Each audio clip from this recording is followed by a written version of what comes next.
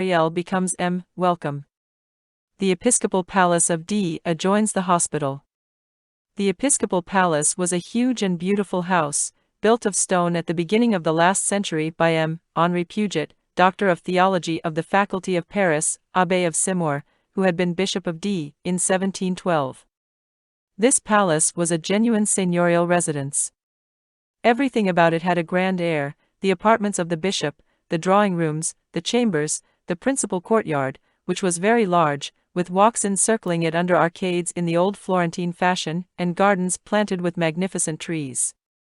In the dining room, a long and superb gallery which was situated on the ground floor and opened on the gardens, Henri Puget had entertained in state, on July 29, 1714, my lords Charles Brulart de Genlis, Archbishop, Prince d'Embrun, Antoine de Misgrigny, the Capuchin, Bishop of Grasse, Philippe de Vendôme, Grand Prior of France, Abbé of Saint Honoré de Lérins, François de Burton de Crillon, Bishop, Baron de Vence, César de Sabrin de Forcalquier, Bishop, Senior of Glandive, and Jean Sonnen, priest of the Oratory, preacher in ordinary to the King, Bishop, Senior of Senez. The portraits of these 7 reverend personages decorated this apartment, and this memorable date, the 29th of July 1714, was there engraved in letters of gold on a table of white marble. The hospital was a low and narrow building of a single story, with a small garden. 3 days after his arrival, the bishop visited the hospital. The visit ended, he had the director requested to be so good as to come to his house. Monsieur, the director of the hospital, said he to him, "How many sick people have you at the present moment?" 26, Monseigneur. That was the number which I counted, said the bishop. The beds, pursued the director, are very much crowded against each other. That is what I observed. The halls are nothing but rooms, and it is with difficulty that the air can be changed in them. So it seems to me.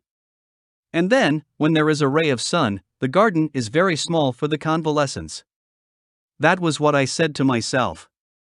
In case of epidemics, we have had the typhus fever this year, we had the sweating sickness 2 years ago, and 100 patients at times, we know not what to do. That is the thought which occurred to me. What would you have, Monseigneur, said the director. One must resign oneself. This conversation took place in the gallery dining room on the ground floor. The bishop remained silent for a moment, then he turned abruptly to the director of the hospital. "Monsieur," said he, "how many beds do you think this hall alone would hold?" "Monseigneur's dining room," exclaimed the stupefied director. The bishop cast a glance round the apartment, and seemed to be taking measures and calculations with his eyes. "It would hold full 20 beds, said he, as though speaking to himself. Then, raising his voice, "Hold, Monsieur the director of the hospital, I will tell you something. There is evidently a mistake here.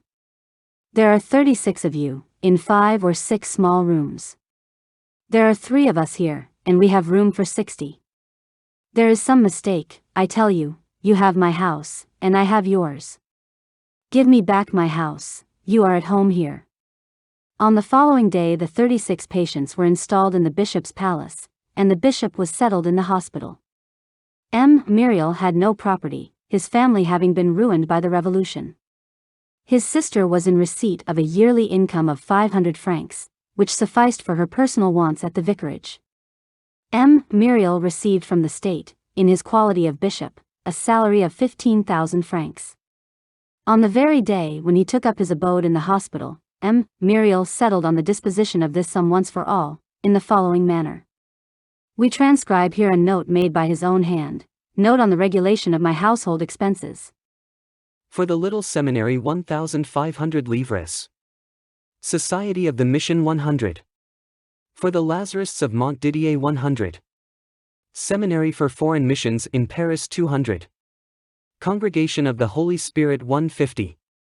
Religious Establishments of the Holy Land 100. Charitable Maternity Societies 300. Extra, for that of alls 50. Work for the amelioration of prisons 400. Work for the relief and delivery of prisoners 500. To liberate fathers of families incarcerated for debt 1,000. Addition to the salary of the poor teachers of the diocese 2,000. Public Granary of the Hautes-Alpes 100. Congregation of the Ladies of D, of Monosque, and of Sisteron. For the gratuitous instruction of poor girls 1,500. For the poor 6,000. My personal expenses 1,000. Total 15,000. MYRIEL made no change in this arrangement during the entire period that he occupied the See of D. As has been seen, he called it regulating his household expenses. This arrangement was accepted with absolute submission by Mademoiselle Baptistin. This holy woman regarded Monseigneur of D. as at one and the same time her brother and her bishop, her friend according to the flesh and her superior according to the church. She simply loved and venerated him. When he spoke, she bowed; when he acted, she yielded her adherence. Their only servant, Madame Magloire, grumbled a little. It will be observed that Monsieur the Bishop had reserved for himself only 1,000 livres, which, added to the pension of Mademoiselle Baptistin, made 1,500 francs a year. On these 1,500 francs these two old women and the old man subsisted. And when a village curate came to D, the bishop still found means to entertain him, thanks to the severe economy of Madame Magloire, and to the intelligent administration of Mademoiselle Baptistin. One day, after he had been in D, about 3 months, the bishop said, "And still I am quite cramped with it all." "I should think so," exclaimed Madame Magloire. "Monseigneur has not even claimed the allowance which the department owes him for the expense of his carriage in town, and for his journeys about the diocese. It was customary for bishops in former days." "Hold," cried the bishop, "you are quite right, Madame Magloire." And he made his demand. Some time afterwards the General Council took this demand under consideration, and voted him an annual sum of 3,000 francs, under this heading, allowance to the bishop for expenses of carriage, expenses of posting, and expenses of pastoral visits. This provoked a great outcry among the local burgesses, and a senator of the empire, a former member of the Council of the 500 which favored the 18 Brumaire, and who was provided with a magnificent senatorial office in the vicinity of the town of D, wrote to M. Bigot de Priaminu, the minister of public worship, a very angry and confidential note on the subject, from which we extract these authentic lines. Expenses of carriage? What can be done with it in a town of less than 4,000 inhabitants? Expenses of journeys? What is the use of these trips, in the first place? Next, how can the posting be accomplished in these mountainous parts? There are no roads. No one travels otherwise than on horseback. Even the bridge between Durance and Chateau Arnaud can barely support ox teams. These priests are all thus greedy and avaricious. This man played the good priest when he first came. Now he does like the rest. He must have a carriage and a posting chaise, he must have luxuries, like the bishops of the olden days. Oh, all this priesthood. Things will not go well, le Comte, until the emperor has freed us from these black-capped rascals. Down with the Pope. Matters were getting embroiled with Rome.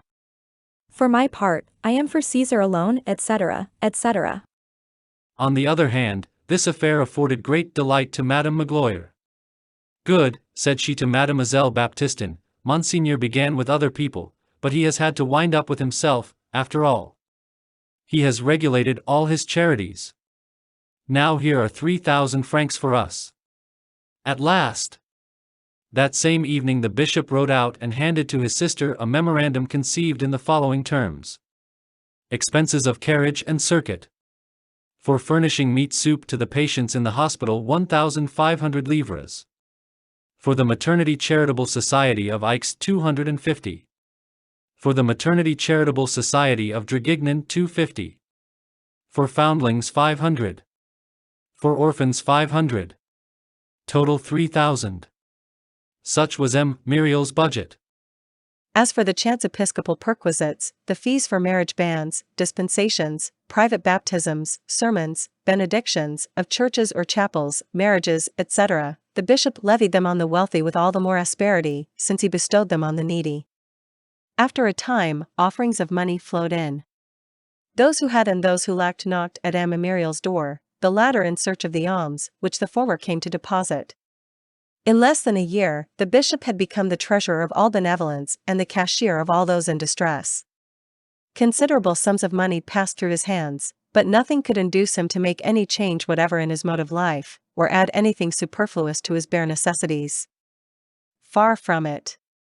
As there is always more wretchedness below than there is brotherhood above, all was given away, so to speak, before it was received. It was like water on dry soil. No matter how much money he received, he never had any. Then he stripped himself. The usage being that bishops shall announce their baptismal names at the head